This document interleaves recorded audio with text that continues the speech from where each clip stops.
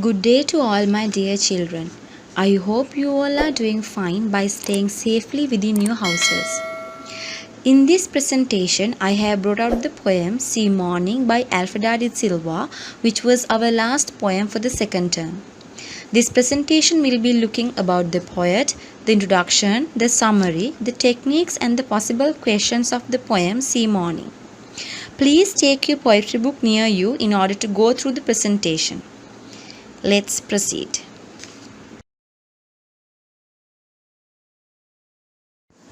First of all, we will pay attention to the poem Sea Morning by Alfreda de Silva.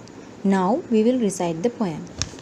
There is ringing in the sun, a crying in the blue sea reaches, and mangrove swarms of calling of crows and gulls over the nets and golden dunes of the dawn. And from the waking huts, rubbing the sleep from their salty eyes, the men stumble to dry their nets, to lay their traps for the prawns, to smoke, to laugh, to lie in the sun. The brown woman calls to the scalding hens in the yards, and turns her eyes to the far horizon, wondering how her day will end.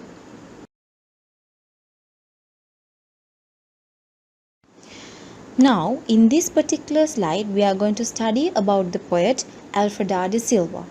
There I have included a picture of the poet for you to get a clear view about the poet. Alfreda de Silva was born in Sri Lanka in 1920 to present. She worked as a freelance journalist, broadcaster, and a television script writer.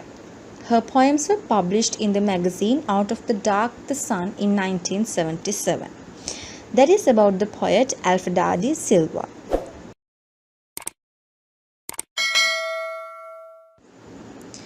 Now, in this particular slide, we will be looking at the introduction of the poem Sea Morning.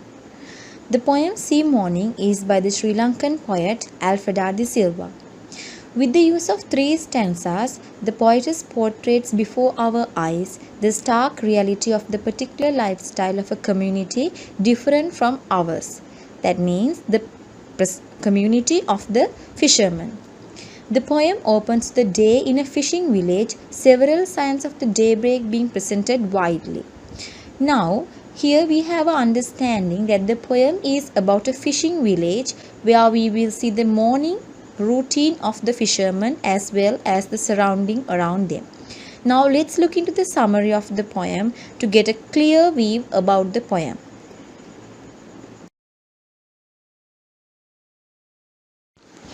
This slide onward, we will be looking at the summary of the poem Sea Morning. As I mentioned about the structure of the poem in the previous slide, the poem consists of 3 stanzas. So,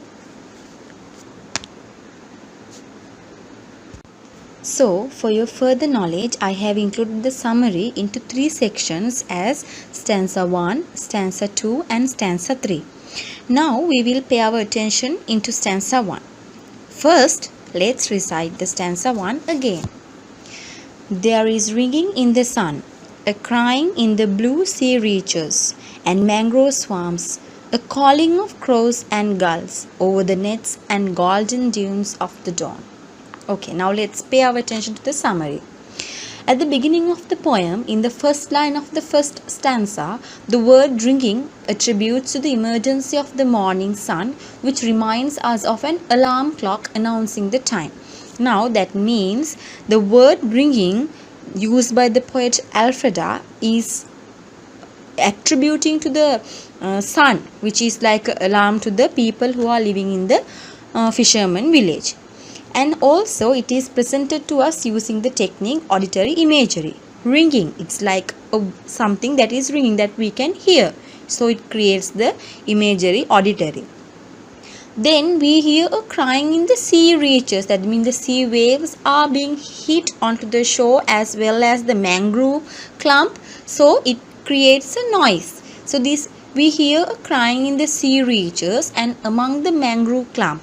And also not only that, the bird community is starting to shout around the huts as the day opens. So this shows that the whole nature or the surrounding around us is getting ready for the morning, for the daybreak. So this is how the earth and the animals react to the nature, or the natural way of the daybreak in the morning.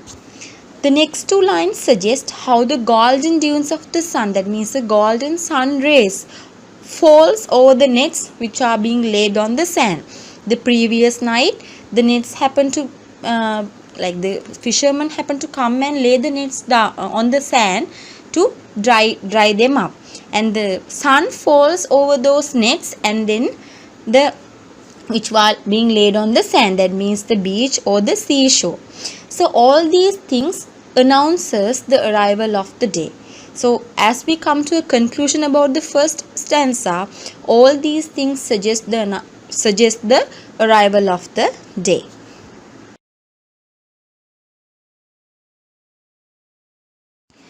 Now we will be discussing the stanza 2. The second stanza tells us of how the men in the fisherman village react to the dawning of the day. Now in the first stanza we saw how the nature and the surrounding around the fisherman village is reacting to the dawn of the day. Now we are seeing in this particular stanza how the people or the men in the village, in the fisherman village, react to the dawning of the day. First we will recite the poem. And from the waking huts, rubbing the sleep from their salty eyes, the men stumble to dry their nets, to lay their traps for the prawns, to smoke, to laugh, to lie in the sun. Now we see how the fishermen are coming out of their huts. So the waking huts suggest the place where the fishermen happen to live. It not only suggests the place, it also suggests their poverty, that they are poor, that they are living in such kind of small places like huts. Rub off sleep, here rubbing off sleep, it shows their laziness. Maybe they are tired from work, or maybe they still wanted to have some break because they are tired, because they are lazy. They are rubbing off their sleep that still clings to their eyes, because the sleep is still there in their eyes. And also salty, the adjective salty is being used by the poet in order to reveal the whole profile of life of a fisherman. His eyes may be salty because he might have washed his face from the salty water, or maybe he is living near the salty area, so the salt happens to come as vapor and happens to stay near around his face. So that is why the poet has used the adjective salty. Waking huts, which is a type of personification, symbolizes how the whole community has come alive following break of the day. Now it shows that the whole area, the whole surrounding happens to be awake, even the huts or the places where the fishermen happen to live. The sun has given the power of life to all the animate and inanimate objects. Not only the live objects but also non-alive. That means the objects which are non-living are also being given power of life by the sun. The next few lines of the stanza depicts a fisherman's life and how they are getting ready for their occupation. How they are quickly going to stumble their nets and to dry their nets. Those are their daily activities, and they are going to make some traps for the prawns to catch, in order to catch some prawns, to smoke, to laugh. So these are their daily activities and the part of their job. So these things happen to be given life by the power of the sun.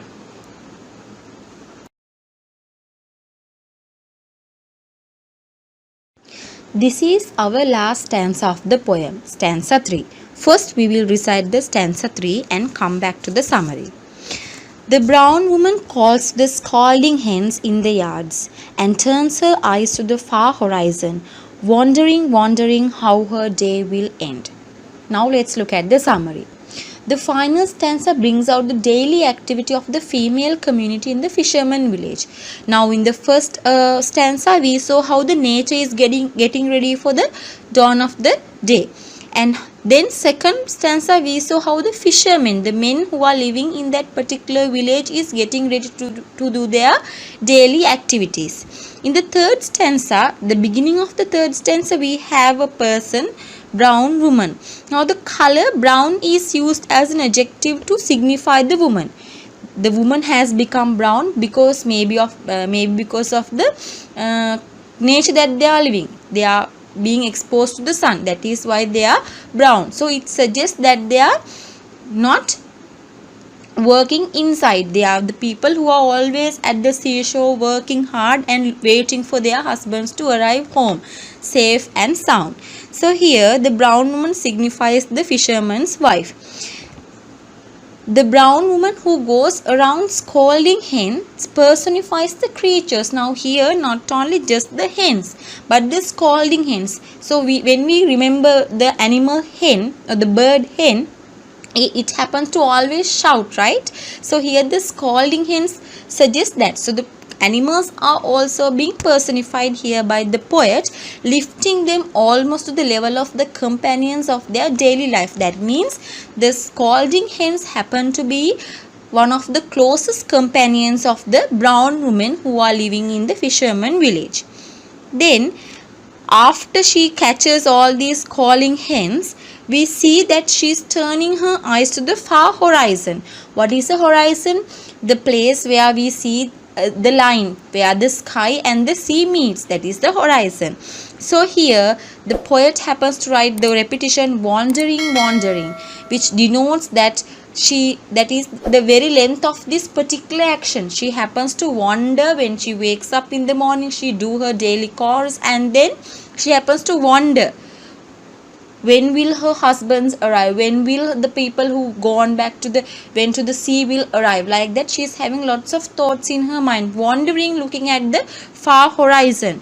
How her day will end. It shows how her occupation of a lifetime. It depicts that the occupation that she is doing as a wife and especially as a fisherman's wife is an occupation of a lifetime. So she happens to wonder how it will end.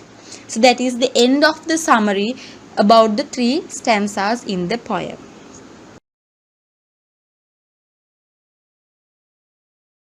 As we have gone through the summary of the poem, in this particular slide we will be observing the techniques of the poem.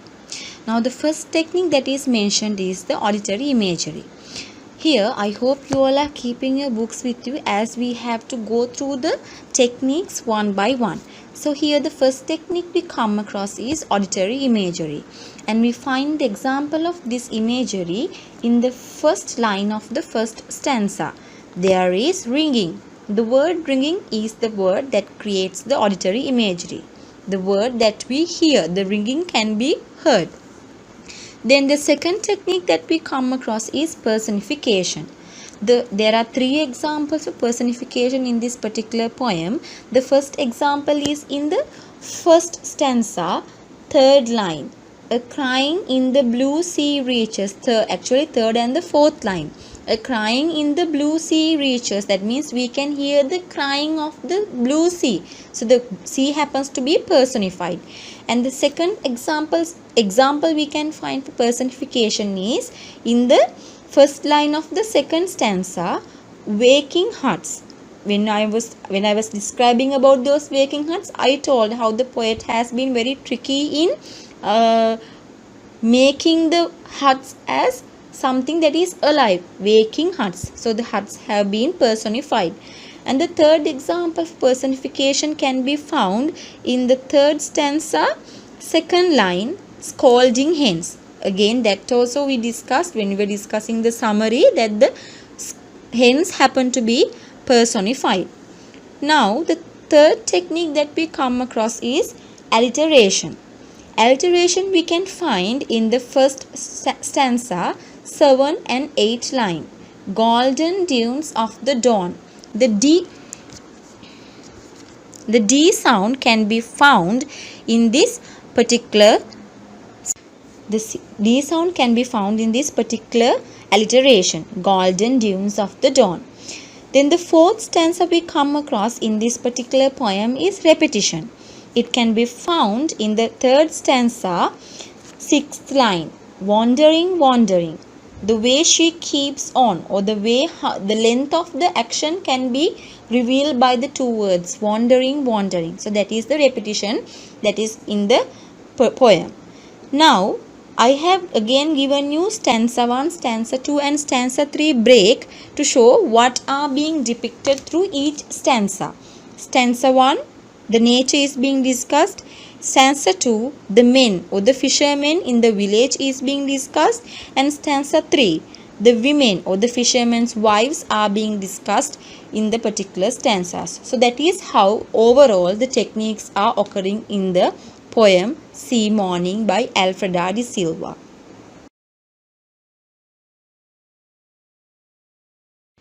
Now we have arrived at the last slide of our presentation. Here we will be discussing the possible questions of the poem Sea Morning. Now you all have gathered enough information from this presentation to answer those questions. Let's read the questions first. Describe how the poet has used natural elements in the poem Sea Morning.